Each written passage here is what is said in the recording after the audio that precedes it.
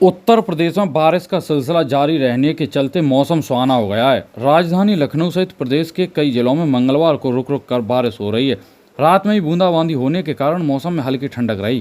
फिलहाल प्रदेश में बारिश का क्रम जारी रहने वाला है, लेकिन 19 सितंबर से प्रदेश में कहीं भी भारी या बहुत भारी बारिश का अलर्ट नहीं है। मंगलवार को मौसम विभाग की ओर से जारी रिपोर्ट के मुताबिक प्रदेश में 23 सितंबर तक बारिश होने की उम्मीद जताई गई है।